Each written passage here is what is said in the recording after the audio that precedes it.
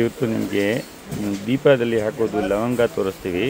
ಈ ಲವಂಗ ಹಾಕಿದರೆ ದೀಪ ಕಪ್ಪಾಗಲ್ಲ ಮತ್ತು ಬತ್ತಿ ಬೇಗ ಇದು ಆಗಲ್ಲ.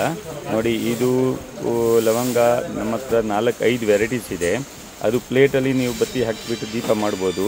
ಅದು ನೋಡಿ, ದೀಪಗೆ ಹಾಕಿಬಿಟ್ಟು ತೋರಿಸ್ತೀವಿ. ಆ ಥರ ಲವಂಗ ಹಾಕಬೇಕು. ಇದು ಹಾಕಿದರೆ ಅದರ ಒಳಗಡೆ ಬತ್ತಿ ಬರುತ್ತೆ. ಆ ಬತ್ತಿ ಬಂದರೆ ಮತ್ತೆ ಬತ್ತಿ ಅಲಾಡ್ಸಲ್ಲ.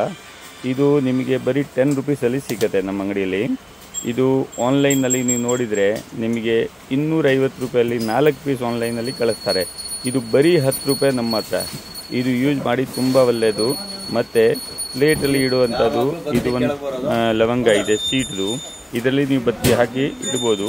ಮತ್ತು ಇದು ಇದರಲ್ಲಿ ಬತ್ತಿ ಹಾಕಿಬಿಟ್ಟು ನೀವು ಪ್ಲೇಟಲ್ಲಿ, ಸಣ್ಣ ದೀಪದಲ್ಲಿ, ಯಾವುದಲ್ಲಿ ಬೇಕಾದರೆ ಹಾಕ್ಬೋದು. ಇದರಲ್ಲಿ 4-5 ವೆರೈಟೀಸ್ ಇರುತ್ತೆ.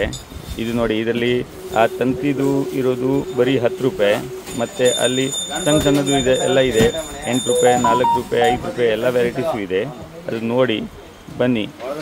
ಅದರಲ್ಲಿ ನಿಮ್ಗೆ ಬೇಕಾದರೆ ಇಲ್ಲಿ ಕಾಂಟ್ಯಾಕ್ಟ್ ನಂಬರ್ ಹಾಕಿದ್ದೀನಿ. ಈ ಕಾಂಟ್ಯಾಕ್ಟ್ಗೆ ನೀವು ಕಾಂಟ್ಯಾಕ್ಟ್ ಮಾಡಿ ಈ ನಂಬರ್ಗೆ.